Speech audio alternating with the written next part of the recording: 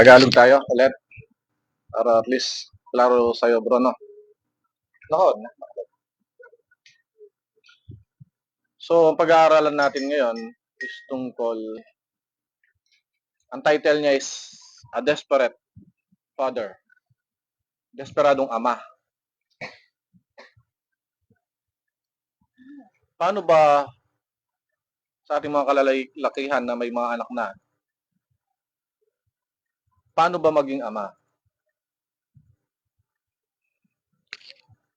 Di ba binibigay natin lahat?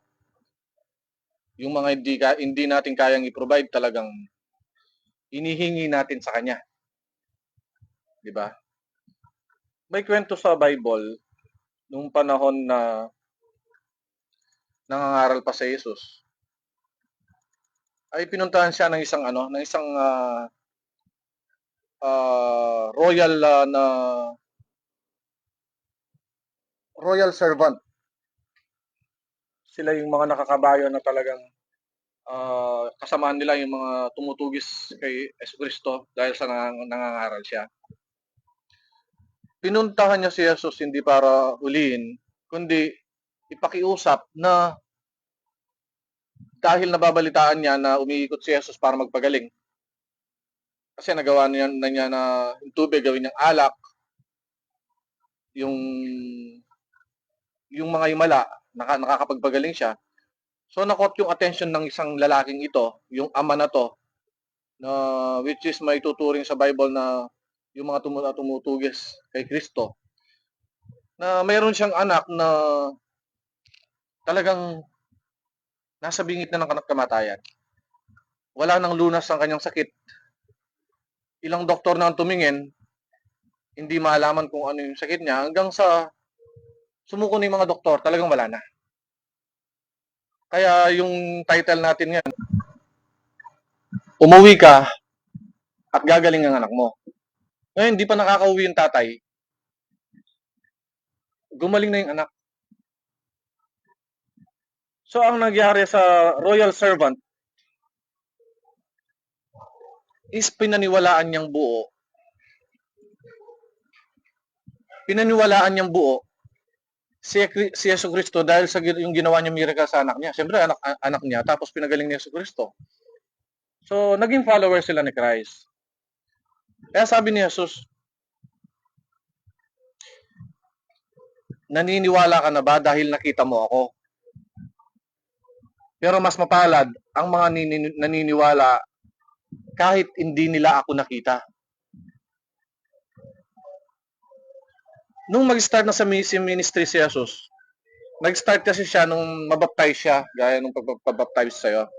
Pero si Jesus, 33 years old na, nasa wastong gulang na, at alam na. So, kagaya na explain ko sa'yo, yung pagbaptize is talagang kinikilala mo si Jesus bilang tagapagligtas at sinusurrender mo yung buhay mo sa Kanya. At dinideclare mo sa buong mundo na ikaw ay Kristiyano na. Yun yung baptize. Nung mag-start na si Jesus sa ministry niya, pagkatapos niya mabaptize kay John the Baptist, pinuntahan niya isa-isa yung mga alagad. Bakit? Sa isang misyon. Sabi nga sa Mateo 36 verses 38, ay verse 36 to 38, nang makita niya ang napakaraming tao, nabag siya sa kanila sapagkat naglupaypay sila at nangalat. Katulad ng mga tupang walang pastol. Wala daw nagga-guide sa kanila. Nang magkagayon, sinabi niya sa kanyang mga alagad, totoong marami ang aaniin, ngunit kakaunti ang manggagawa. Ulitin ko, totoong marami ang aaniin, ngunit kakaunti ang manggagawa. Idalangin nga ninyo sa Panginoon ng aniyan na magpadala siya ng mga manggagawa sa kanyang aniyan. Anong ibig sabihin? Maraming mga tupang ligaw. Ano yung mga tupang ligaw? Naalala mo kanina, tinanong kita kung anong kaligtasan, hindi mo alam. Yun yung mga tupang ligaw. Walang alam sa kaligtasan. Walang alam sa purpose nila kung bakit sila nabuhay sa mundo.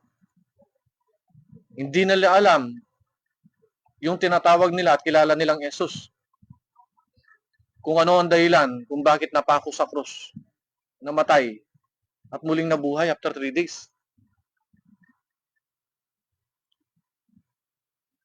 So maraming mapapahamak. Kasi nga 'di ba naniniwala tayo may impyerno. Yan sa impyerno, walang hanggang torment. Hindi ka mamamatay. Kung dito may forever, doon walang forever. Ay, kung dito walang forever, doon may forever. Forever kang susunugin. Yun yung purpose. Kaya sinabi ni Jesus na marami ang aanihin. Pero kunti ang aani. Ini-start niya na mag-isa siya na mag-isa lang si Jesus. Anong ginawa niya? Nung mabaptize siya pagkatapos ni John, pagkatapos niya mabaptize kay John, nakilala niya si Andrew, isa sa 12 apostle. Then si Andrew, kapatid niya si Simon, si Pedro. At yung story ni Simon ay walang pagkakaiba sa desperate father na kinukwento ko kanina. Anong story ni Simon? Si Simon ay nagkakaproblema sa kanyang taxes. Hindi siya makapagbayad, utang, marami siyang utang. Ang kapalit is makukulong siya. Or worse, mamamatay siya. Alam mo yung solusyon? Mangingisda si Simon, si Pedro. Kailangan niyang makahuli ng maraming isda para makabayad ng tax kay Matthew. Para hindi siya makulong. Ngayon ginawa niya, may isang araw na lang siya para kumita ng malaki. Nandun siya sa lawot, buong magdamag. Hindi siya nakahuli ni isang isda. Pumunta pa yung mga kaibigan niya, sila Zebedee, sila James, Andrew. Sa lawot, tinulungan siya. Pero ni isang isda, walang nahuli. Ngayon, nag-umaga na. Wala pa rin silang nahuli. Hanggang sa pauwi na sila, nakita nila si Jesus na nangangaral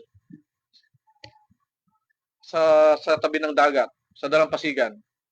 Ngayon, si Andrew kasi, nakapatid niya, sinasabi niya na dumating na yung Mesaya. Ang Mesaya kasi ang pag-asa nila eh. Siya yung pag-asa, siya yung ilaw na darating para ilawan yung madilim na mundo. Kasi nga, lahat ng tao mapapahamak, di ba?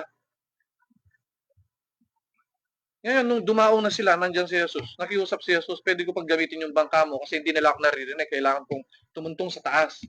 Pero alam na ni Jesus na si Pedro isa sa mga chosen. Ngayon, paano sila nakakilala? Alam ni Jesus na si Pedro may malaking problema na makukulong siya. Guys, sa atin, alam niya tayong lahat may mga problema. Kaya nga lahat tayo may problema eh. Ngayon, ang sabi niya, kinuha niya yung net. Kapag ginagis ang net, anong usually mangyayari? Anong usually makukuha mo? Sabi ni Jesus. Pero alam ni Simon, that day wala silang nahuli. Ano sinabi ni Jesus? Yung common na nangyayari kapag naghagis ka ng lambat, anong mangyayari? Makakakuha ng isda. Sabi ni Simon. Ngayon, nung hinagis na niya yung lambat, sabi ni Simon, ayokong makipag-argue sa iyo, sabi niya. Kasi magdamag na kaming naglalambat, wala kaming makuhang isda.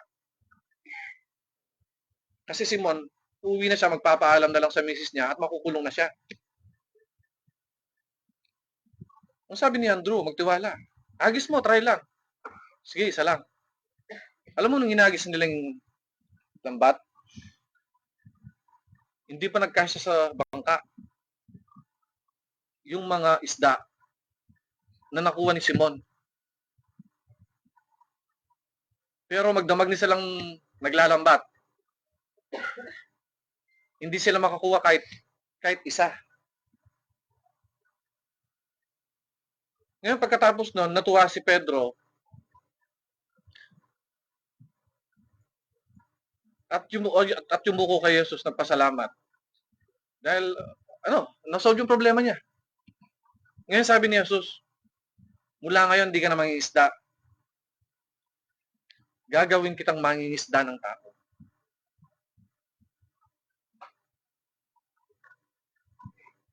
Ay, Koy! Ay, Jan! Pakuha yung tarpaulin yung propesa. Kaya ni Koy! Nakanta na? Jan.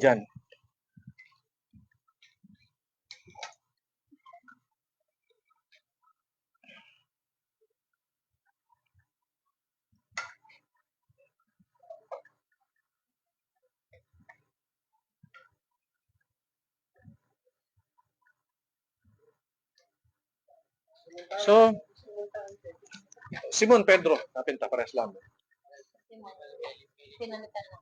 Pamilyar kayo sa kwentong yan, di ba?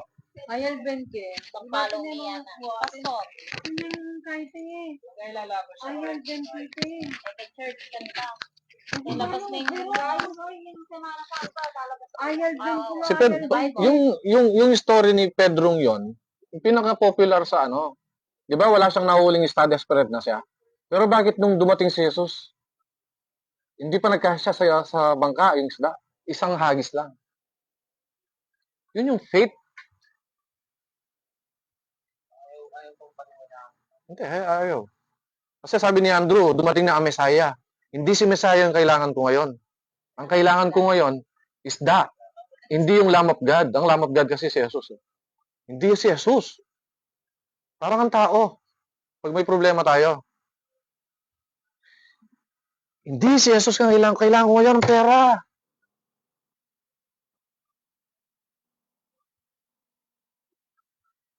Di ba? Kailangan ko ngayon yung asawa ko. Kapatid ko. Kailangan ko muna ngayon yung nagpapasarap sa buhay ko. Total, Jesus, di naman kita nakikita. Di ka na naman nagpapakita sa akin. Diyan ka muna. Ganun tayo ever since. Kahit nung mga panahon ng mga apostles. Ganun tayo. Tintayin natin si John.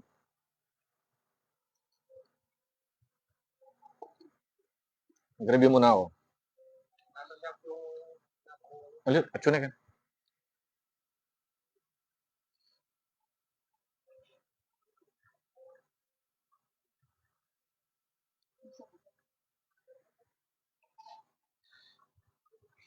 Yan ito.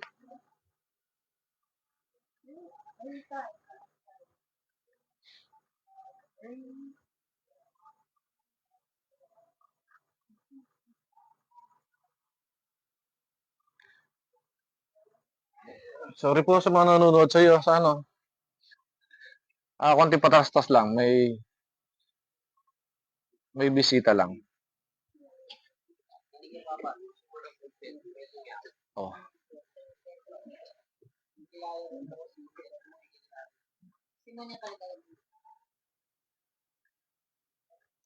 Kaya nga sabi nga sa 1:48 verse 50, sinabi sa kanya ni Jesus, hanggat hindi kayo nakakakita ng mga himala at mga kababalaghan, kailanman ay hindi kayo sasalpantaya.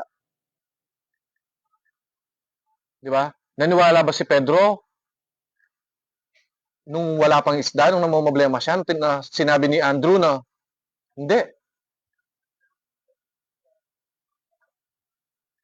Yung royal servant, hanggat hindi pa ba napagaling ni Jesus, yung anak niya na wala nang lunas, naniwala ba siya? Sumunod ba siya kay Jesus? Hindi.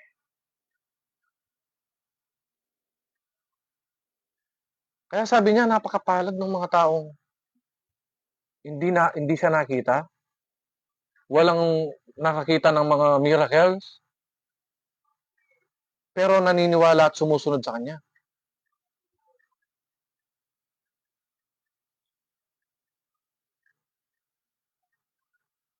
So yung mga apostles, na-witness nila lahat yung mga miracles and yung mga time ni Jesus, sumunod sila dahil naka-witness sila ng miracle. So ngayon wala na si Jesus at sulat na lamang sa Bible. Maniniwala ka ba? Yun yung tanong. Paniniwalaan mo ba? Ano yung proof? Sabi nga dito, mag-isip kayo ng isang bagay na nire-request nyo or hindi nyo man nire-request na nangyari sa inyong buhay at hindi nyo ma-explain bakit nangyari. Meron ba?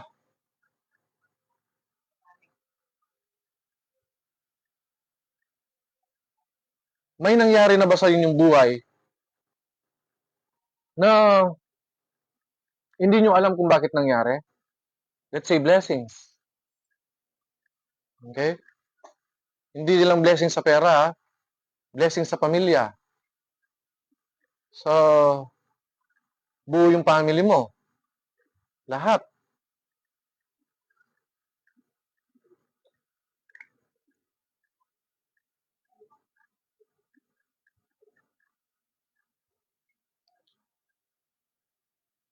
Nung time na pinagaling ni Jesus yung anak ng royal servant,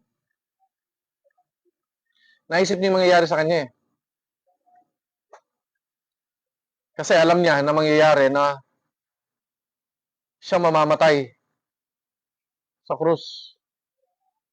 At kung gaano kasakit sa ama yung isacrifice yung bugtong niyang anak para sa atin. Diba?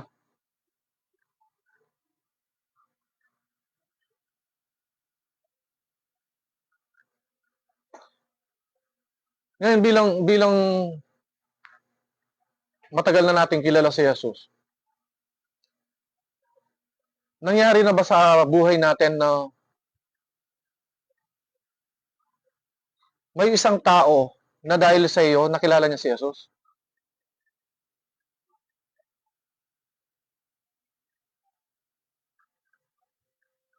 Na dahil sa presence mo,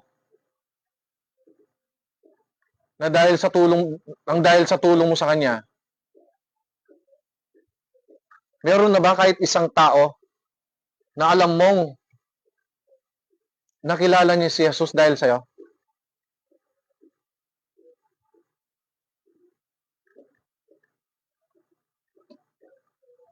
Wala pa.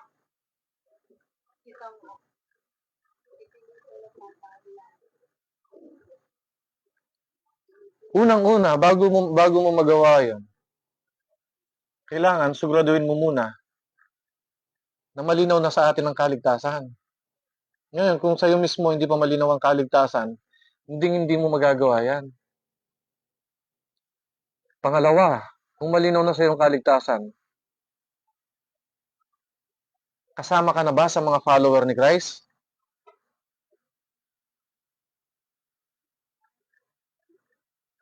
Sumusunod ka na ba? Na born again ka na ba? Nabago ka na ba?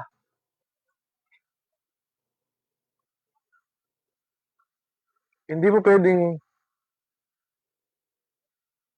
ipakilala si Jesus sa buhay ng iyong pamilya, sa buhay ng iyong mga kaibigan, kung ikaw mismo, hindi ka pa totally surrendered sa Kanya. Kung ikaw mismo, hindi ka pa sumusunod, ni simpleng Sunday, di natin magawa. At kung ikaw mismo, kinakahiya mo,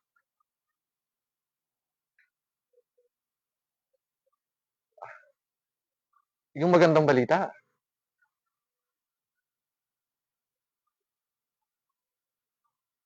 Diba?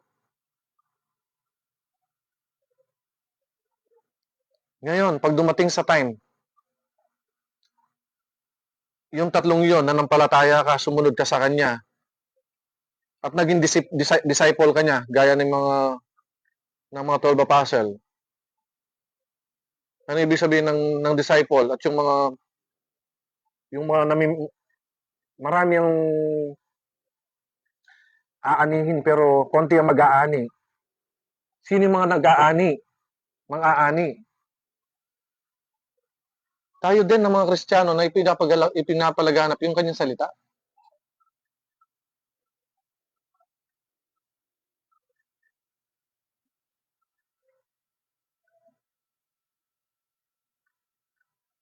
May isa akong tanong kanina na good question na in-acknowledge ko kasi napakaganda. Ang tanong niya,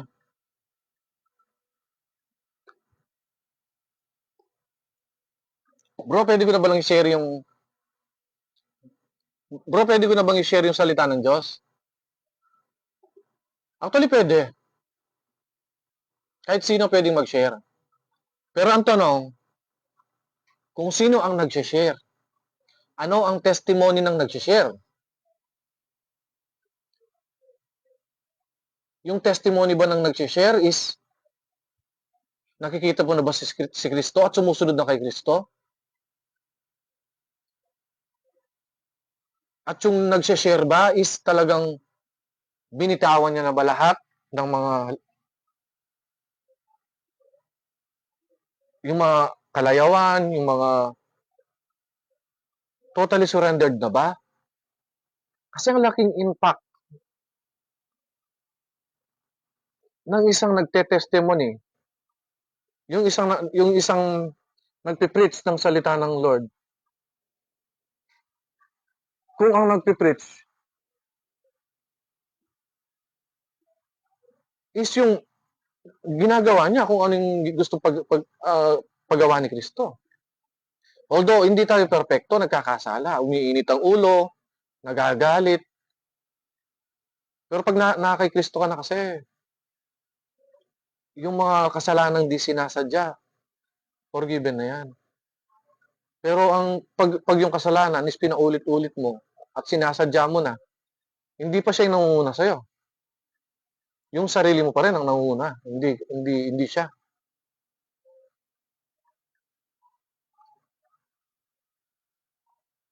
Naging pagpapala na ba tayo sa iba? Hindi pera lang, ha? Let's say, halimbawa may kaibigan ako. Namumblema yung isang kaibigan ko na yan. Dahil binless ako ni Lord na may pera, may sobra-sobra, binigyan ko siya. Na-bless ba siya sa akin? Na-bless siya, di ba? Kasi natulungan mo, di ba? Pero kung wala ka kay Kristo, kanino siya nagpapasalamat? Sa akin.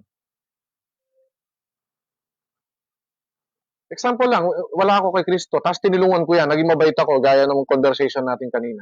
Mabait ako, tumutulong ako. Kahit sino nangangailangan, binibigyan ko. Ngayon, kanino siya thank you?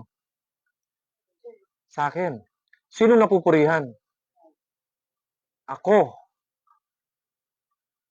Ang tanong, napupurihan ba yan, Diyos? Pero ang isang Kristiyano namigay, all glory to God. Hindi sa akin. Sa kanyang papuri. Brad, salamat sa dinner. Nabusog kami. Sino nagbigay?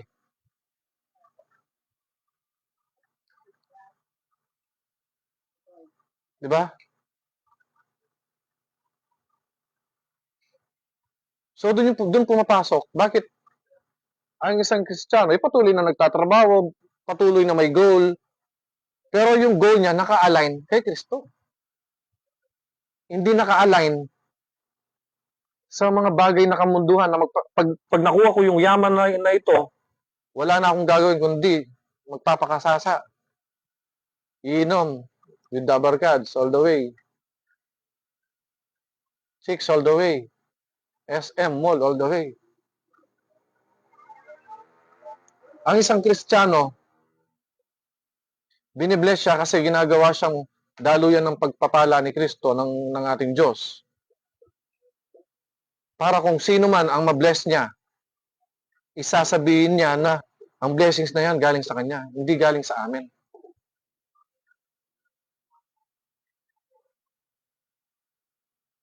Ngayon, ano yung pinaka blessings na naibigay ko sa kanila? Yung tulong ba na pera? Hindi, kasi temporary lang yun. Kagaya nung sinasabi ko sa'yo kanina. Ano, ang bahagi ko sa kanya with the authority na bigay ni Lord, na i-share mo sa kanya ang salvation. Nilapit ko sa iyo ang taong 'yan dahil alam ko na dahil sa iyo may di-deliver mo yung message. Anong message? Yung goodness of salvation. Yung magandang balita. Yung walang katapusan. Yung hindi natatapos. Yung hindi nabubulok na katawan. Yung hindi namamatay. Hindi nagkakasakit. Hindi nagkakaproblema. Yung walang nag-aaway na katawan. Yun yung heaven. At para i-deliver din,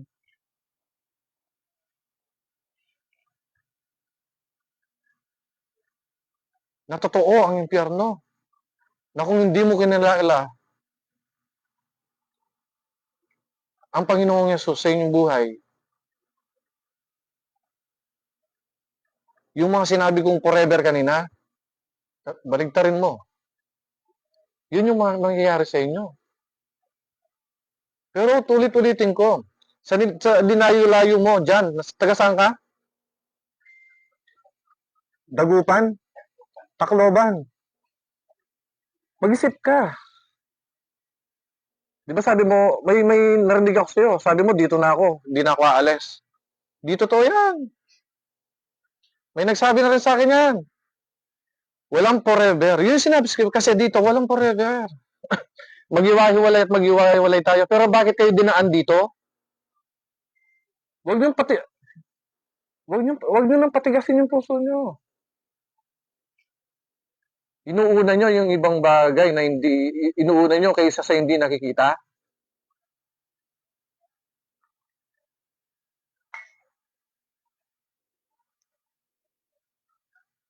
Pagpili lang naman, napakadali. Maganda, hindi maganda. Yun yung free will natin, Richard eh. May free will tayo, pagpili. Maganda o mas maganda.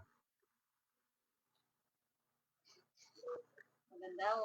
Pero ito. Maganda, pera. Binigyan ng example, maganda, pera. Pagpapalit mo sa kaligtasan, na hindi namamatay, na walang katapusan, nasa langit ka. Ano pipiliin mo? Hindi mo naman pagpapalit yung di maganda sa maganda, di ba? Eh, natural. Dito ka na sa maganda kung yung kapalit lang yung di maganda. Kaya nga sabi ni paring Richard kanina, pupunta siya sa langit eh. Kasi nga, mabait siya eh. Yun din ang akala ko dati eh. Pero baliktad lang kami ng sagot. Kasi alam ko sa sarili ko, hindi ko dinadaya sa sarili ko na ako nagkakasala pa ako. Pero hindi ko siya masisiya kasi 22 years old, hindi pa malinaw sa kanya. Ang alam niya kasi mabait lang siya. Ngayon, nung in-identify ko yung murderer at nag-inisipan mo mamatay, naging malinaw sa'yo? Halimbawa, ating kang kapatid kayong basketball, matay na ka sana bukas, ano? Nagkasala na kang murder blood. And dito, ay kung sinabi to, at suking Bible to. Kaya, pag nangigas ng babaeng paglalas. Adultery na ito. Adultery na ito. Ngayon, di ba may request akong prayer last time na yung prayer ng pagsuko?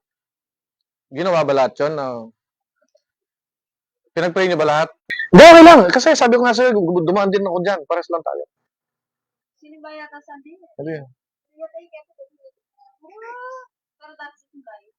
Nakibas kayo. Pero take note ha, hindi lang sa pagsamba Oo, hindi. naliligtas ang tao. Kasi sabi ko nga sa'yo kanina, di ba, maraming sumasamba, 6 years na, pero pwede ka bang mas inaano dito kasi personal relationship.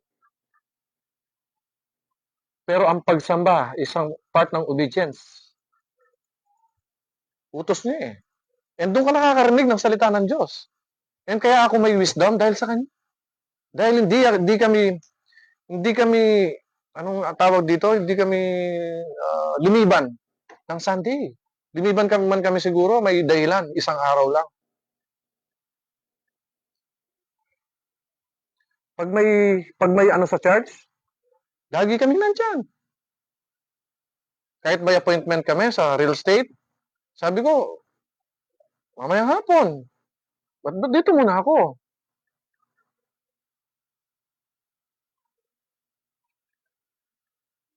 Ngayon, alam ba yung sinasabi ni Jesus sa mga apostle? Kay Simon, Andrew, John, James, kay Matthew, follow me. Sundan niyo ako. Ngayon, anong ginawa nila? Dahil alam nilang si Messiah, dahil nagkakapagpagaling siya, nakamiracle, iniwan nila lahat. Si Matthew, iniwan niya yung pera niya, aso niya, bahay niya. Simon, iniwan yung asawa niya. Hindi iniwala yan, ha? Ibig sabihin, umaalis lang siya, naiwan yung asawa niya. Iniwan nila lahat. Ganon yung sa mga apostles.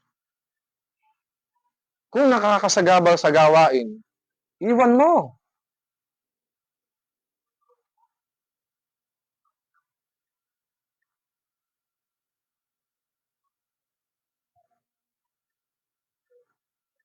Paano ka susunod sa kanya kung may mga bagay kang hindi maiwan?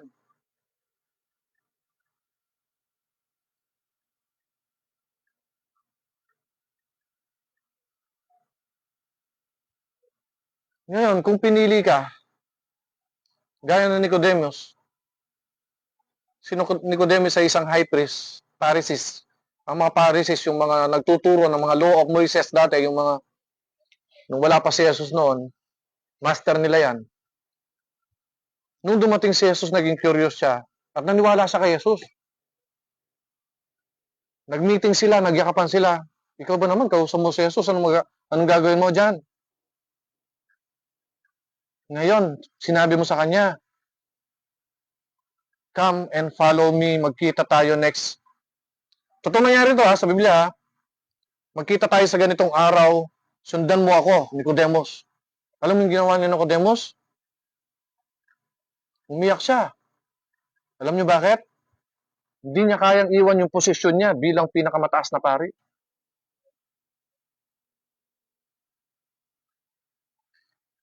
Hindi niya kayang iwan yung pangalan niya para sumunod kay Kristo.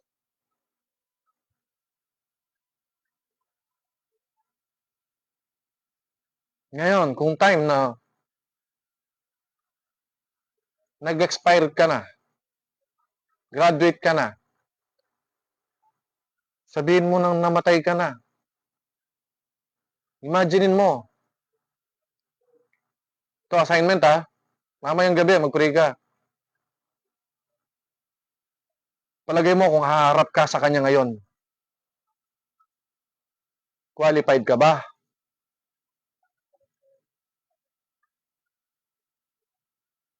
Qualified ka ba doon? Ikaw mismo, masasagot mo yan.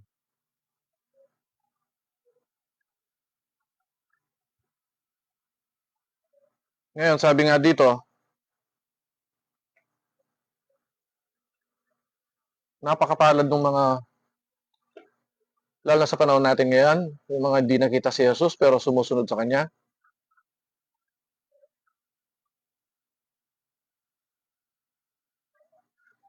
Meron na ba dito na ina-acknowledge si Lord sa mga nangyaring blessing sa kanila? Sa buhay nyo? Kasi sigurado may mga problema kayo. Amen. Ina-acknowledge nyo siya? Amen. So, ibig sabihin, naniniwala kayo may Jesus. Pero bakit sa iba, napakahirap sumunod kay Jesus?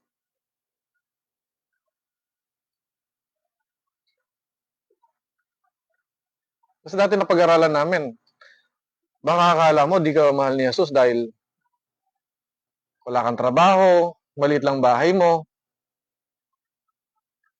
I-compare mo yung sarili mo sa mga taong walang kamay, walang paa.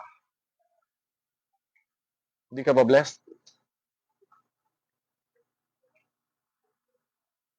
Anong pangarap mo, Richard?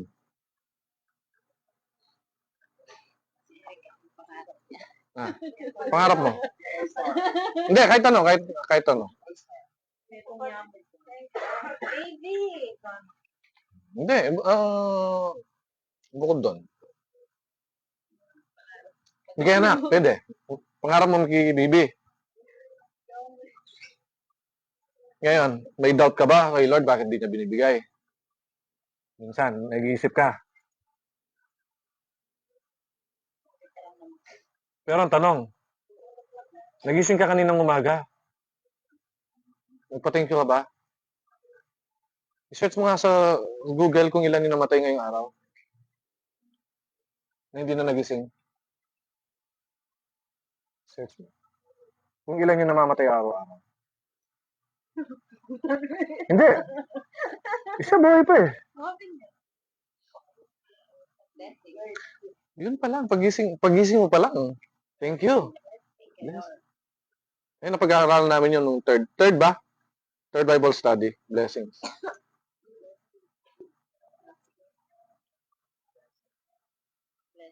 So makakalin tulad natin, yung buhay ng mga apostles dati sa buhay natin ngayon. Kailangan muna nating ma-experience si Jesus. Paano? Kailan ka lalapit sa Kanya? Pag ba time na nakaangat ka sa buhay, hindi mo siya makakalimutan? O kapag walang-wala ka na kagaya nung royal servant na wala na siyang magagawa sa anak niya, na tinaningan na ng mga doktor, doon ka palang susuko.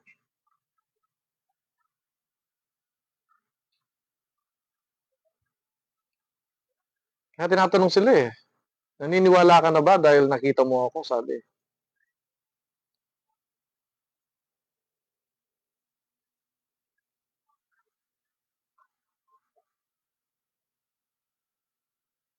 Sabi ko nga nung sa mga last na Bible study at prayer meeting, lagi tayong tinatawag. Sadyang matigas lang talagang ang puso ng tao. Kapag no choice na sila, doon pala sila tatawag.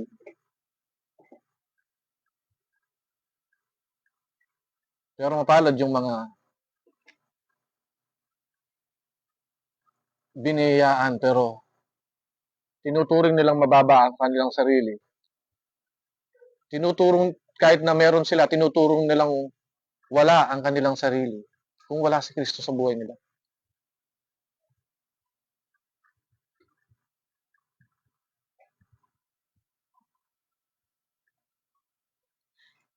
So mamaya, pag magpe-pray kayo, i-add nyo sa prayer nyo.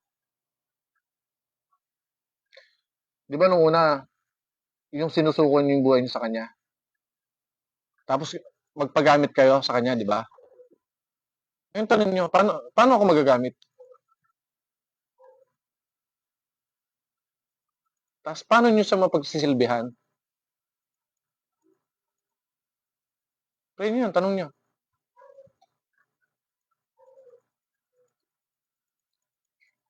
Itanong nyo na rin. Bakit every Saturday nandito kayo?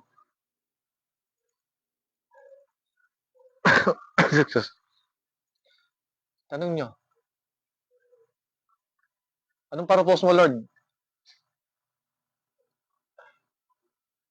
Diyan, tanong mo, bakit mo ako naging boss? Sa Kanya.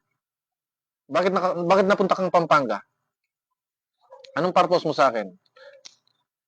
Para mapagsilbihan si Atong Ang? Idol niya kami, Atong Ang. Tapos pasalamat kayo sa sa opportunity. Yung kalagayan nyo ngayon, Maraming may gusto sa pwesto nyo. Kaya wag kayong mag-self-blame na bakit ganito lang, ganito lang. Ang isipin nyo, mas blessed kayo. Kasi, hindi lang kayo nabigyan ng trabaho. Kung magpapatuloy kayo, mabibigyan kayo ng walang hanggang buhay na kasama siya. Nakasama na, pre, alam mo yung banding natin? Banding natin sa church, sa mga kalalakihan? Alam mo yung pinapanood namin yung Jatusen, kung paano magbanding yung si Jesus at saka yung mga apostles? Parang ganon. Masaya, lokohan, word of God. Kaya nag-enjoy ako, kahit mapuyat ako, alas 2. Tapos naiiyak ako pag yung time na nagsusurrender yung isang apostle sa kanya, yung tinatawag siya. Balo, tapos nagpasalamat ako dahil isa ako sa tinatawag niya at kayo rin. Pag dumating kayo sa time na naiiyak na kayo sa pagtawag niya, hindi yung napipilitan lang sa pagtawag niya, napipilitan lang sa Bible study, napipilitan lang sa Sunday, napipilitan lang. Tapos panoorin nyo yung mga history ng mga 12 apostles, kung paano sila natawag, which is kagaya din natin sila na ginagawa ang kanilang buhay.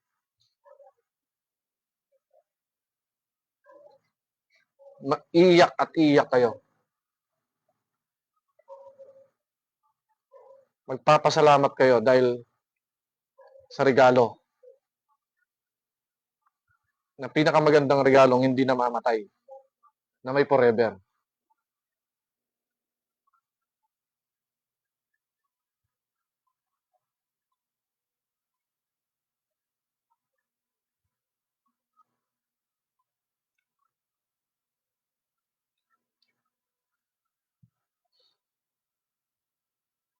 Alam niyo yung iniyakan ko? Pwede ka. Alam niyo si pastor nung nandyan siya, nagpipreach siya sa amin. Kaya na-experience din namin.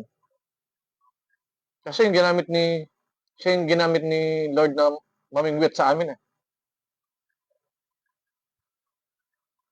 Yung sinasabi niya na anytime isa sa atin pwedeng mamatay.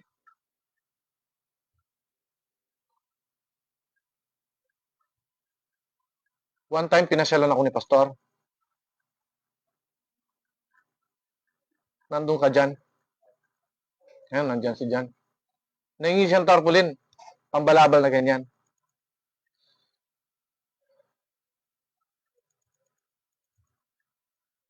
Pumunta siya sa bahay. Dahil lang doon.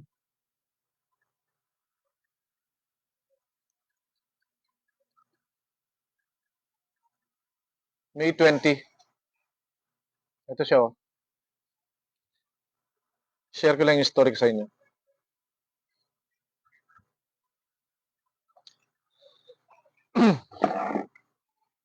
Ito si Jan oh. Paikot niya. May 20. May 20 yan, pinasyalan ako ni pastor.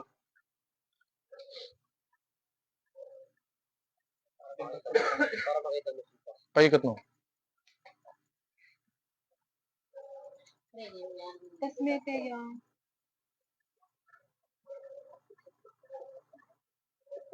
Alam nyo ba may 20 yan? Alam mo ba anong sinabi niya sa akin dyan? Bro, ikaw mag-lead ng Bible study. Alam yung sinabi ko? Tapos di ko kaya. Busy ako. Gaya nyo. Pag Sunday. And unang-una, wala akong experience. Never pa akong nagsalita sa ganyan. Alam niyo ba, 2 days, hindi lang ako yung sinabihan niya na mag-lead ka ng Bible study, pati yung ibang kabrad. Alam niyo ba, after 2 days, nakumataw siya. Tumawag si Brother Dane, bro, Natake si pastor.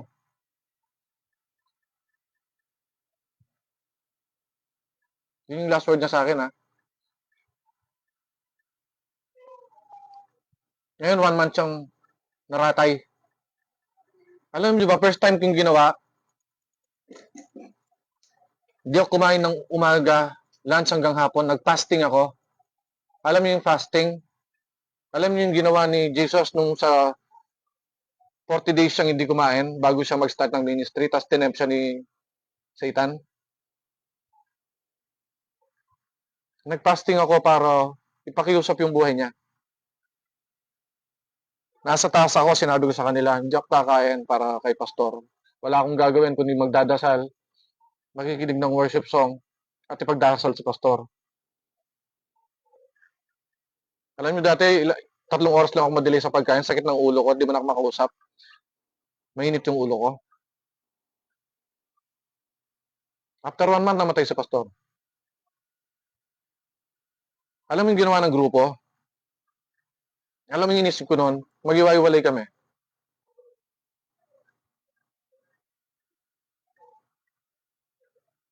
Ang isip ko, pupunta kami dito sa isang church sila. Mag-iwalay na kasi wala kami pastor eh.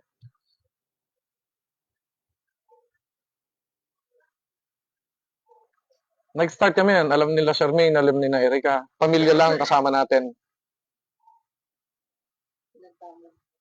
Pero dumating yan. Brother Jenner, Brother Walt, Brother Omer, Brother Marlon. 7 kami. Bakit? Ang babae ko, ay, Sister Cecil, nung brother din na Sister Cecil. Ito yung tanong eh. Ito yung tanong. Bakit hindi siya kinuha nung wala kami? Nung wala siyang maiwan sa church? Kinuha siya nung alam niyang kahit na tinanggihan namin siya, na-disappoint si pastor. Pero si Lord, di na-disappoint. Kasi kung di nawala siguro yung pastor, hanggang ngayon, kagaya niyo kami. Na makikinig pa rin. Pinapastol pa rin. Pinapastol pa rin kami. Iba kumilos si Lord eh.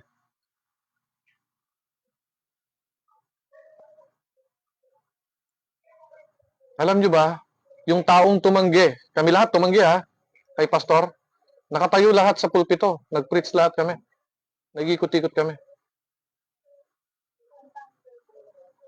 Bakit namin nagawa yon? Bakit namin nagawa? Hindi ko alam. Bakit ako naging vocal ngayon? Bakit ako? Hindi nyo alam kung paano gumalaw ng Holy Spirit. Hindi mo ma-imagine na magagawa mo.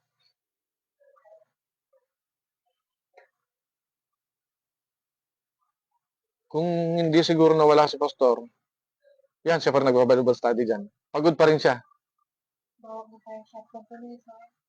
Ako sana kayo, Ana. Ako lang kayo, na. Alam ko kung mayroon kayo sana. Alam niyo, Sobra. siya yung taong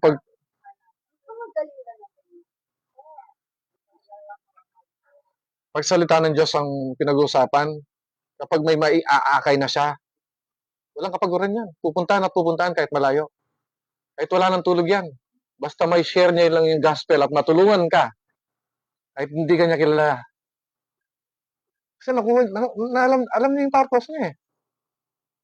Kaya nung sinabi niya dyan na kahit mamatay ako, excited pa nga ako eh, kasama ko na siya eh. Ika, di ba sabi mo nandun, excited na kami sa langit. Sabi mo nandun na langit, di ba? Excited na ka. Hindi naman sinabi. Ali. Sinabi excited. Sabi di. Wala naman sinabi. Ali, Wapin. Yung sasabihan ko, yung sinasabi ko, ang tunay na Kristiyano na ready na sa kabilang buhay, hindi takot mamatay.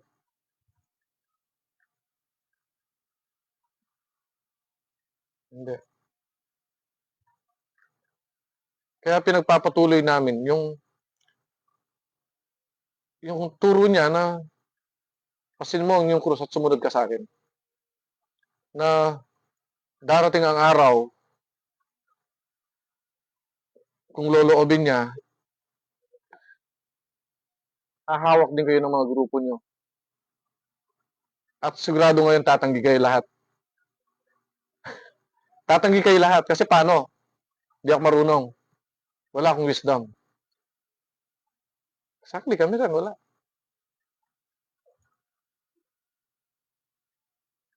Natatanda na ng mga kasama ko, di ba? Pero tumanggi lahat sila. Kasi alam nila, may pastor na maasahan sa pag-share ng gospel.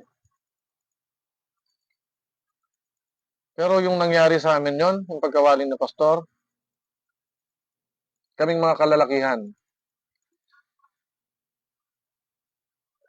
yun yung awakening call para sa amin.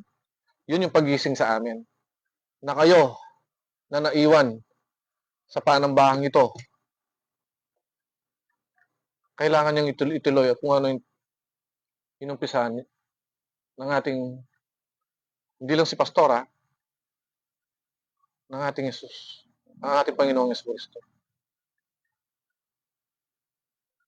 Kaya maiiyak kayo, promise, kapag dumating kayo na sa puntong ginagamit na kayo. Hindi nyo maiindihan. Kahit anong mangyari, hindi nyo maiindihan. May isa nga nang excited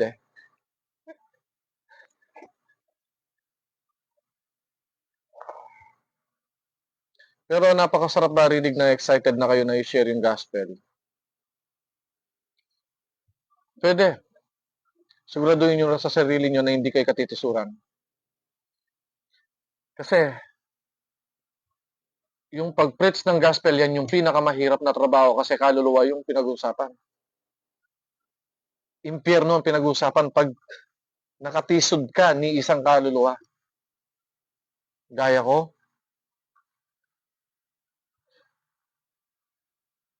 Pinagpipray ko na nagamitin niya ako. Surrender, totally surrender. Kaya kung iningi mo yun sa kanya, hindi ka maano. Pero pag nangyari na na-share mo yung gospel at nakatisod ka at imbis na maging tupa yung taong yon, pero na bumaligtad, malaking pagbabayaran mo. Imbis na mapunta sa langit yung taong gusto mo mapunta, is napabaligtad. Kaya hindi biro. Kaya ihingi nyo lang ng prayer. Unang-una, kailangan nyo munang bago. Ayan. So, i-add nyo sa prayer yung kanina. At, huwag kayong matakot na magpagamit. Kasi yan, pribileyo, hindi responsibilidad. Hindi responsibilidad. Kapag hindi ka pa nasa kanya, yung responsibilidad. Pero pag nasa kanya ka na, maiiyak ka pa sa galak kapag ginagamit ka sa ano. Promise. Ngayon, i-explain ko lang kung anong born again kasi hindi mo pa alam yung born again, di ba? Ang born again, hindi siya relihiyon. Ang born again is nasa Bible. Sinabi yan ni Kristo kay Nicodemus din nung nag-meeting sila na ang tao ay maliligtas maliban lamang kung ipanganak siya muli sa tubig at sa espiritu. Ano yung sa tubig? Yung na-experience mo ng baptism. Ano yung sa espiritu? Yung dating ikaw na ginagawa, yung mga hindi ka karapat-dapat na ginagawa mo, yung hindi ka pa nakakakilala kay Kristo. At iyon, nung nakilala mo si Kristo, binago lahat ni Kristo na which is hindi mo kayang gawin kahit anong gawin mo sa sarili mo. Binago ni Kristo. Yun yung born again. Ipinanganak ng muli. Hindi na ako yung pag pinag-uusapan si Jesus. Hindi mo ako magtatagal sa lamesa. Hindi ako sanay. Yun yung sagot. Ngayon, pag ligtas ka na, na-born again ka na, di ba? Anong gagawin mo kung ligtas ka na?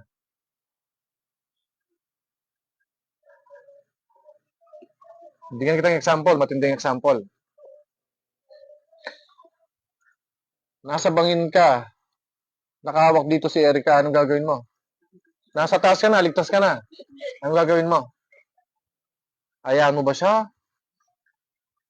O ililigtas mo? Sakti. Imagine mo yung bangin na yun, impyerno na yun. And let's say, hindi na sa Erica. Yung kapatid mo na lang. Alam mong sa sarili mo na siya nabubuhay sa bisyo, sa kalayawan, sa sariling pagnanasa, nagnanakaw, kung ano yung ginagawa. Alam mo, bilang ikaw ay ligtas na, at alam mo na kung saan siya maaring mapunta, which hindi ka sigurado. Kasi sila lang dalawa eh. Pero makikita naman sa gawayan eh. Anong gagawin mo? Isi-share mo ba yung susi sa kaligtasan sa kanya? Or sasarilinan mo lang yung gospel? Sasarilinan mo lang yung sinabi ni Jesus na kung paano maligtas? Hindi mo sasabihin sa kanya. Sakti. Kaya ako nandito ngayon.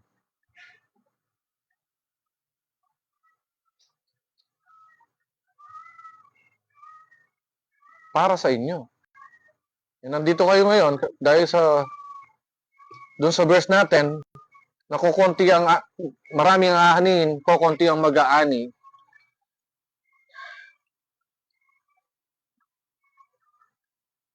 Kung tinawag kayo, gaya ng pagtawag sa amin, paggamit kayo. Okay lang na tumanggi kasi hindi nyo alam. Gaya namin. Gaya ng video kay Pastor.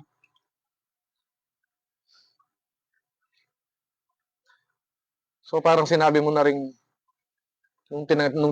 let's say ikaw to, tinanggihan mo. Parang sinabi mo na rin, kaya na ni Kristo yan. Kaya na ng mga pari yan. Kaya na ng mga pastor yan. Paano kakayanin? Ang dami ng tao. Kukunti lang yung mga pastor, kukunti lang yung mga pare, kukunti lang yung mga preacher. Kaya nga binless ka sa pagiging basketball player. Kung maging sikat ka na basketball player, anong sasabihin mo? I can do all things through Christ who strengthens me. Philippians 4:13. Hindi ko magagawa to. Stephen Curry.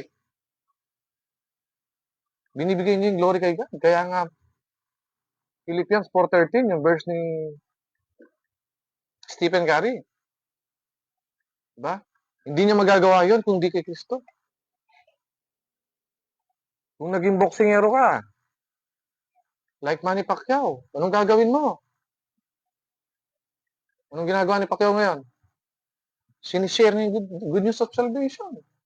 Yun yung purpose. Hindi mo kailangan magpastor para share ng gospel. Anong pangalan ng preacher na yung singket na senior mo sa akin? Si Tan, Pastor Tan? Alam mo yung, ano yung, Tan, itong sinan mo sa kaya ko. May sinan na sa akin si Mrs. na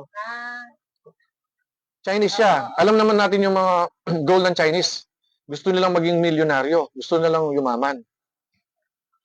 Pero nagkasakit siyang minsan. Tinanong niya si Lord, ano gusto mong pagawa sa akin?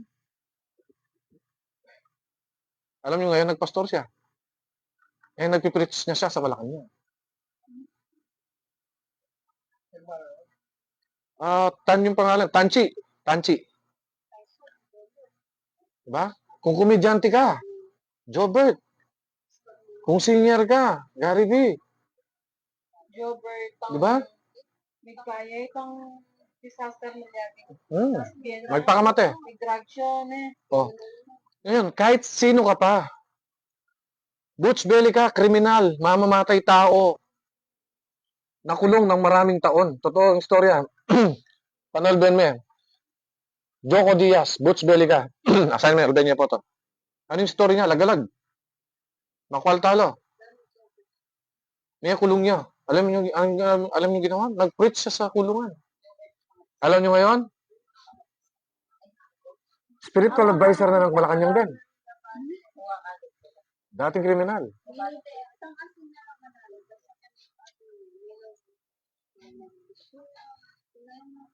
Yeah. So anong punto? Anong punto? Kahit ano ka pa. Oo. Itang bandada Reni. Mm. Dapat na meron ka piyang drug. Mm. Mga di. Mm. Mga di talagang literal. Alaman. Biyato mga di. Yung malapit king nga pong as na ala zero talaga. Basta alak, bisyo. Baka niya naman diga, babae. Yeah. Ano yung ulong niya? Ikma na bang make sure ya pang gospel king mismong church. Yan eh. Yun linwal yun. Nanong gaya na ngayon, nanong yun. At yun, ako mo sure ngayon, nung nanong kayo ng ngayon, Christian yan. pero, ko sure pero balo ko katolik yan eh. Katolik ka talaga, pero ko, basta kanyang may kulong yung abe mila kasi kimbiyay, ba't kaya ngiles? May pagkwento kami kindela na ng kimbiyay, no? Ngayon na, biyasang mga di, na talagang balo, talagang Siya ngayon isa-share ng gospel. yun siya ng gospel, kinismong kulungan. Amen. Na iyang memong tukan, nebi, yung kareng hanggang kareng abel, di ba seldo seldala? Yung memong tukan kimeto nga seldo. Nakanong abot isipan na na dapat in kaso na mabayad kasi meron kang buto yung shabu eh. Pero lugod na nga pong ginawa, mga nangyari. Bayo Pasko din yun. So nanong message? Nanong message? Hindi namatay si Kristo, hindi bumalik si Kristo para sa kanila lang. Bumalik siya para sa mga makasalanan.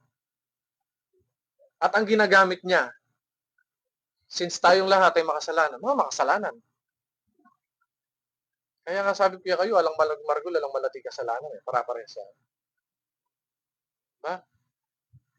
Ano pa ng tito mo?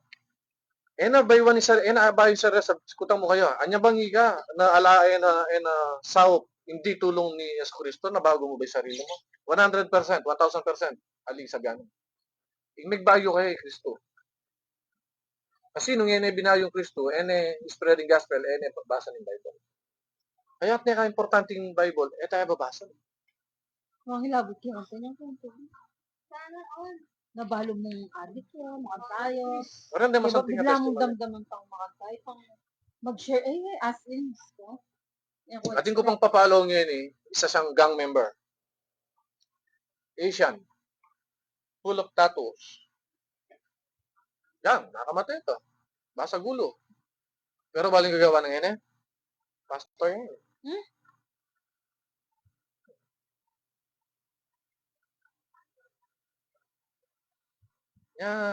Andiyan nino, basta may house, pwedeng magamit. And yan, sabi ko pinggya kayo, ating purpose, bakit po man miras Kenny, itong pekamalawot ka rin, miras sa Kenny, ating ka naman purpose. Atin talaga Andiyan, siguro ko andiyan, makanano ka pa kasya, kahit gaano pa katigas ang puso mo, kapag si Kristo ang nanahan, iiyak ka, sasabihin sa'yo. Ate ko share niya ako. Di ba, tinukina ako ngayon ng Bible study every... So, pinag-start ko yung tikim ko pa rin. Prayer meeting. Wow. Thursday. Kasi nga ba ako kasi mag-training yung basketball.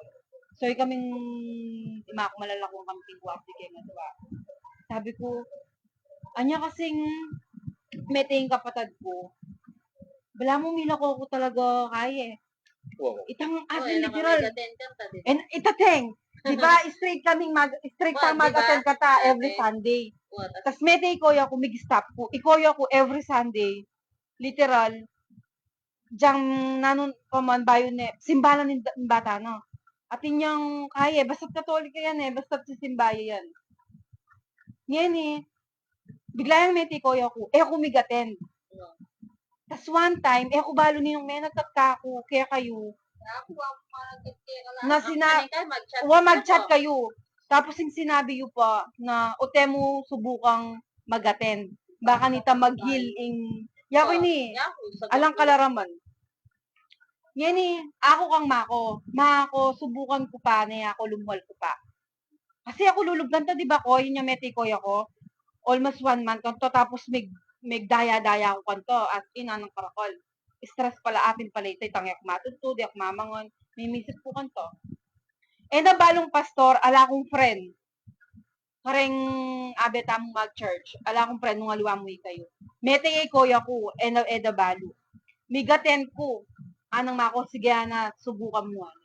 Bakang talumwalas sa panamdaman na. Migaten ko. Kung mga gasoy, balo mo itang saktong topic about panamdaman ko. Makanta. Yan ikauli ko bale, anyang lagi ta mag-Bible study, sinabi ko kang mako. Nung kayang tiloy ko itang kaya ng koyang lare. De nasan taba yung kasakitan niyan Mataya baga di tatang. Itang manganta. Ana akong karakalakutang na alapang. Kiko question na ni God Pero mangutang ka talaga Bakit? Nyapat hanggang binit di sa akong magaten Bible study. Tutuman. Pero kasi, in kamatayan ka. Tutuman. Kamatayan. Pero tahan yan. Tutuman. Kumagana Okay mo, sige ba? Tapos itang sasabihan ko nga sira niyang, kapilan mo sinabi ko niyang mabugaran gumaga ako niyang magbabal study tamo ganyan na sinabi mo. Pinaka worst na mo buring malyari kaya kaing ating mawala kin. May nga pagaga ko kanto. Bakit? Kung to kakaluwat. Diyang sabihan mong anak ko kasi pero minsan dyan isang mabayat na inamuha ka mo maanin niya. May kapatid mo maanin lang. Kung tutusin ko ako mukit tiyempo Buri ko lang ang hiyatan. Buri ko lang agkat. Yan ako pinagsuelo. Ingabi ako sayang tinupika ako Aluway itong di ba lagi mo kukukutnan? Kung kumusta na kami, nano ko. Kung minsan mag-talk Buri ko, at datang hindi na makapagpalwal kong kilog ko. Di ba, Teng? Di ba kami grupo-grupo tamo kanta? Mabukong gumagaan ta. Aneng, nututusin yan, hindi kami pagdalanan yung pamilya, kami pagdalanan.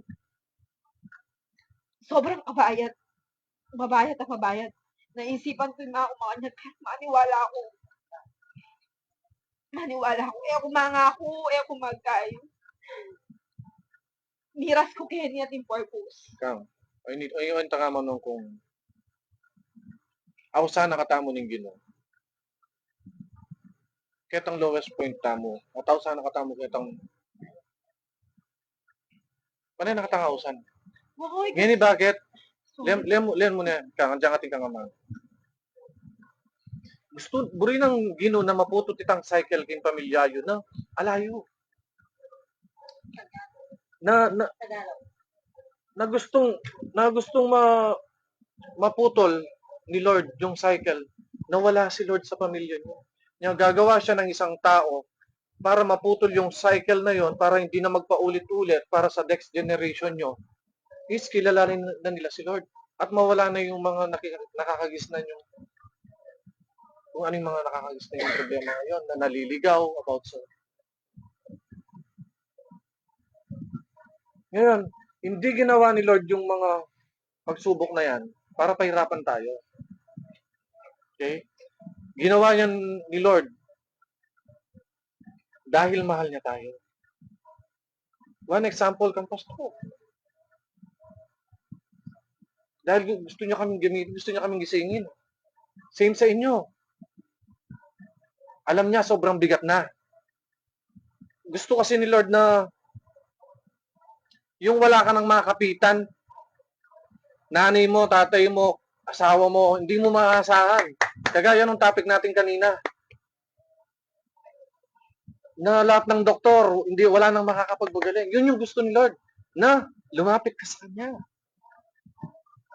Yun yung message niya sa'yo. Same sa message ng topic natin ngayon. Dadalhin ka niya kung saan wala ka ng choice.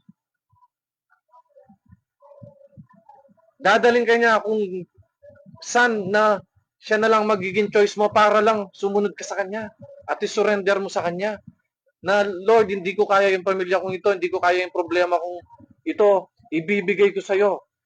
At kapag tinanggap mo siya, wala nang mas titibay sa inyo. Ngayon, ano yung dapat mong gawin? Ano yung pinaka-regret mo? Yung hindi mo napakilala na alam natin ngayon, na alam mo na yung langit at lupa, langit at impyerno. Yung hindi mo makakasama, yung mga mahal mo sa buhay doon. Gaya nung kanina, yung sa bangin. Mahatin mo ba na mahuhulog sa impyerno yung kapatid mo, Brads? Go! Yung tanong na pwede ko pang i-share mo. As long as sure ka sa sarili mo. In the first place, lahat tayo nagkakamali. Make sure, ipagdadasal mo, na sinusuko mo na, humingi ka ng tawad kung magkamali ka man, at gamitin mo ako, Lord. At spread mo yung kamatay niya, yung eksaktong pagbalik niya, at yung eksaktong pagbunaw ng mundo. Nasa end times na tayo. Alam niyo yung nangyayari sa Israel? Alam niyo yung nangyayari sa mga robots, AI? Alam niyo yung nangyayari sa Antichrist? Nandito na sa atin. Kaya kung mapapansin nyo, naging bulgar ako sa salita ng Diyos. Dahil napag-aaralan ko yung end times. And malapit na.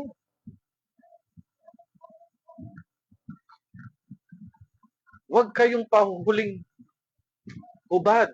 Anong ibig sabihin? Anong ibig sabihin ng Bible na huwag kang pahuhuling hubad?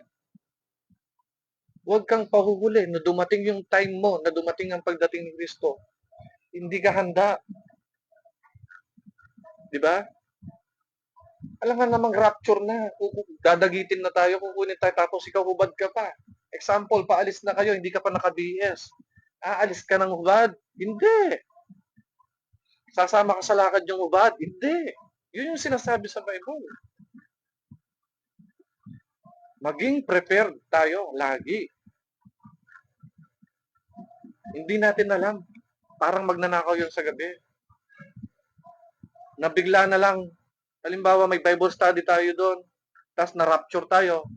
Hindi nyo pa sigurado alam ang rapture.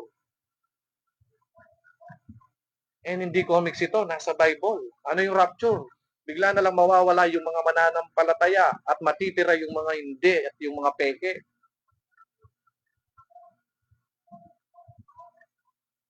Ngayon, kapag nahuli ka sa rapture, may sasama ka pa ba sa langit? Hindi ko muna sasagutin.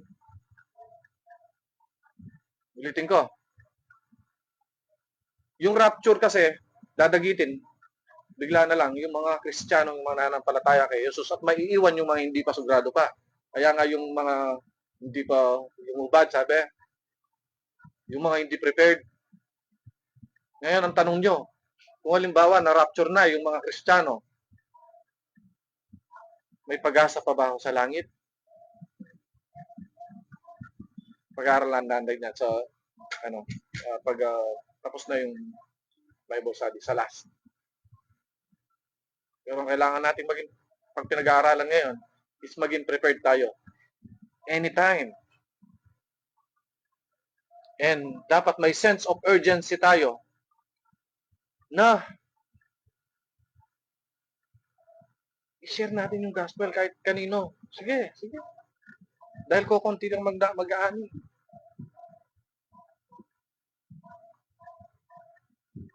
Huwag tayong tumigil mag-share. Yun yung purpose natin. Kung ligtas na tayo, So, yun. Next time, medyo late na. Ayun, sana may na-add dun sa mga nalaman nyo na yan karagdagan dun sa mga prayers nyo na tinawag din kayo. Hindi lang kami, hindi lang si Simon, Pedro, Matthew, hindi lang sila. Maraming nangangailangan, marami ang ligaw. So, patuloy tayong matuto at para may ma-share. And continuous din yung prayer na humingi kayo ng wisdom. Kasi, kung hindi kayo hingi ng wisdom, ano sasabihin nyo? Baka katitisuran yung mga masasabi nyo. Ha? Huwag nyong hingin na sarili kong kakayahan. Gamitin mo ako. Siya yung manguna sa'yo, siya yung mangusap sa'yo. Ha? Okay, let's pray. Ama namin Diyos na dakila sa lahat, Lord. Maraming salamat sa pagtawag sa amin. Lord, salamat sa iyong pag-ibig na ibinigay sa amin na ayaw niyo kami mapahamak, Lord. So, Lord, malaking pribilehiyo ang magagamit kami sa iyong mga gawain. Magagamit kami sa aming mga pamilya, Lord.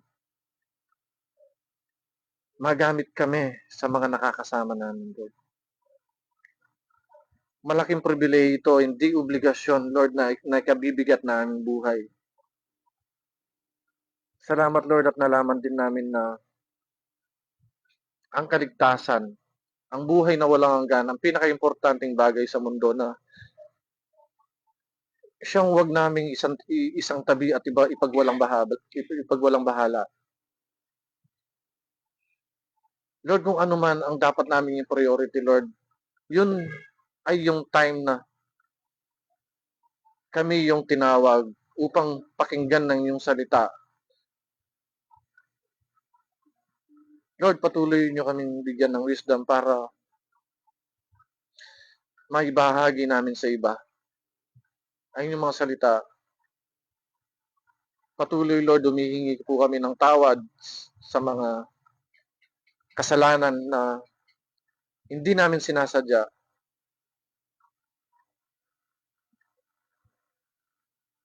Lord, naway magpatuloy yung mga bago pa lamang na nakakarinig ng iyong mga salita. Salamat, Lord, at sa napaka-murang edad nila, Lord, is tinawag niyo na sila.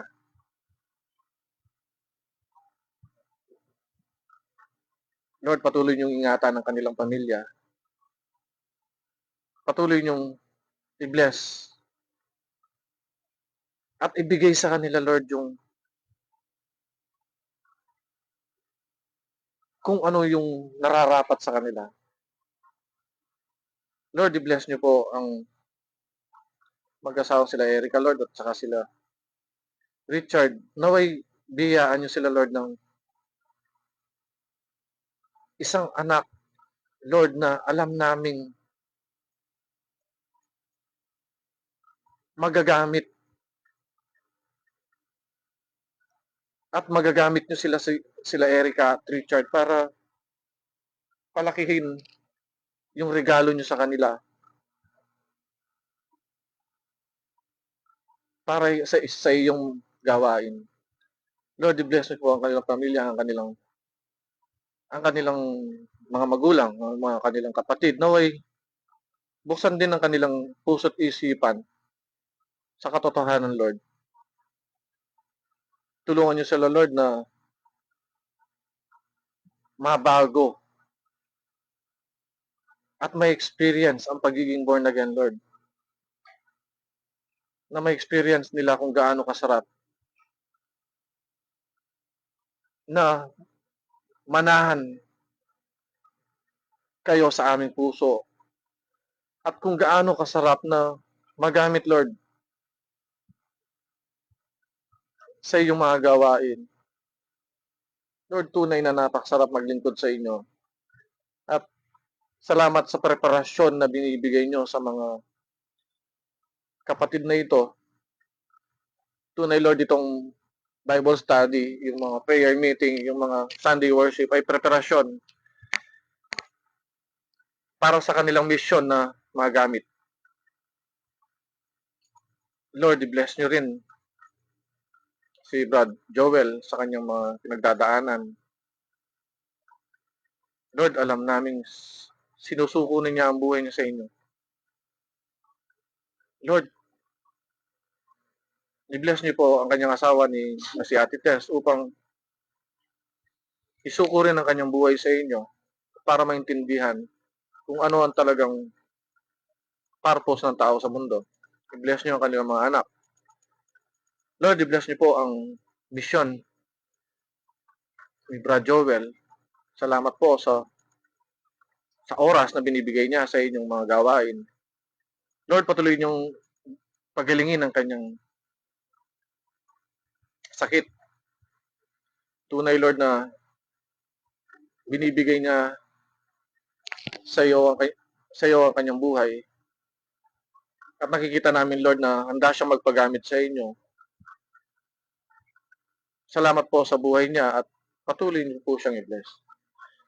Lord, i-bless niyo rin po si Rain sa kanyang buhay, sa kanyang pag-aaral, sa kanyang mga skills na natututunan, sa inyong mga salita na kanyang natutunan na ibahagi din ng mga salita sa kanyang mga nakakasama sa school, sa kanyang makasama sa trabaho. Lord, gamitin niyo din siya sa kanyang mga kapatid at sa iba pa niya mga nakakasama. Lord, i-bless niyo rin po si Brad Kevin na nagpapatuloy sa mga gawain na buong pagkukumbabang ibinibigay ang kanyang sarili sa inyo, Lord, na pinipilit na sumunod sa inyo. At salamat sa pagiging wow niya para i-share ang inyong salita at para magamit din.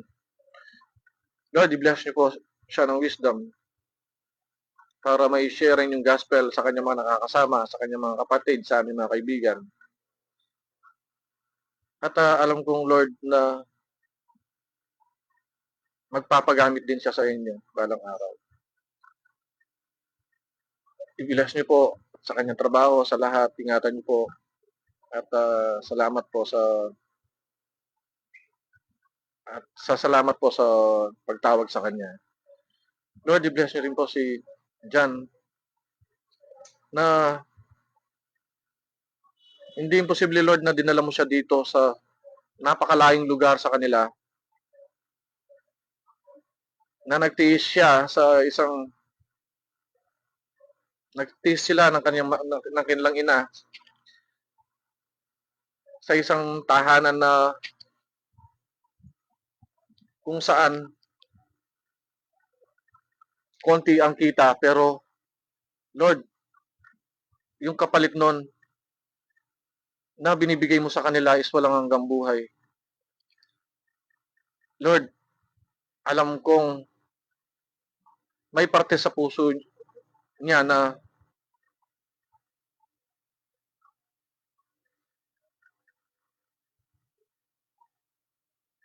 bibitawan niya, Lord, kung ano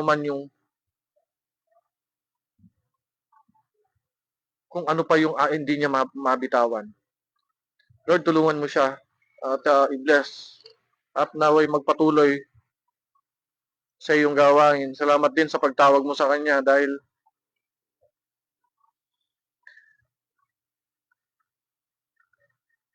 napakasarap na makasama ka, Lord, na sa buhay na walang hanggan. Although kami naghihirap dito sa mundo, Lord, pero yung pangako mo is yung pangakong pinaka the best sa amin. Lord, i-bless niyo rin po si Charmaine, ang kanyang pamilya, ang kanyang kalusugan. At tumimo sa kanyang puso, Lord, na ang mga problemang binigay niyo sa kanya, hindi niya kaya kung wala kayo, Lord.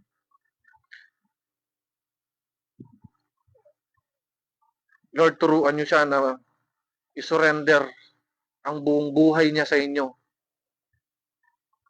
upang gumaan at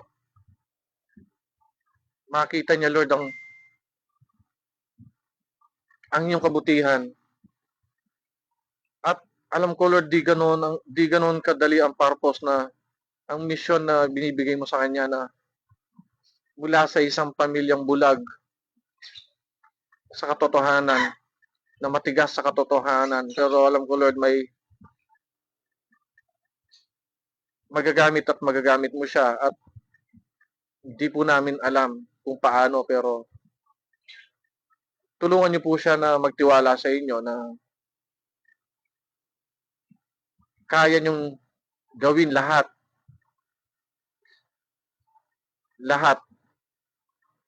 para sa kanyang pamilya. Lord, gamitin mo po siya at maging daluyan ng pagpapala sa kanyang pamilya. Lord, salamat din sa aming buhay, mag-asawa, mga anak na ginagamit nyo sa inyong mga gawain. Patuloy po kaming magpapagamit ng magpapagamit. Patuloy po naming ipapangalandakan sa buong mundo kung gaano kayo kabuti. At hindi po kami titigil, Lord, hanggang hindi po namin maabot yung mga dapat naming maabot. At maraming salamat po, Lord, sa mga nalalapit niyo po sa amin na alam niyo, Lord, na kailangan nila ang inyong mga salita. Lord, maraming salamat at kayo na po ang bahala sa aming church. Hindi po namin wala po kaming pinagsisigaw ang relihiyon, kundi ang pangalan niyo lamang, Lord, ang aming pinagsisigawan. Magkaroon ng personal relationship sa inyo, Lord, na maramdaman nila ng aming mga nakakasama ang mga nararamdaman namin, Lord. I-bless niyo rin po ang aming nakasama sa bahay, si Ma sa kanyang karamdaman, si Coco, ang kanyang mga kapatid. Lord, maraming salamat po sa buhay din ng aking tatay na nagpapatuloy.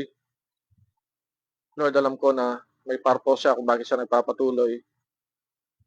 At excited na po ako dumating na time na siya born again at mag-fully surrendered sa inyo at para makita ng aking inaang tunay na katotohanan. Bless niyo po ang mga kapatid, ang mga kasama, aking mga kaibigan. Gawin niyo po kaming instrumento, Lord, para makakilala ang iba sa inyo. Maraming salamat, Lord, sa lahat at patawad sa aming mga kasalanan. At ang lahat ng ito ay aming dalangin sa matamis na pangalan ng aming Diyos at sa rin tagapagligtas na si Kristo Jesus. Amen. Amen. Okay.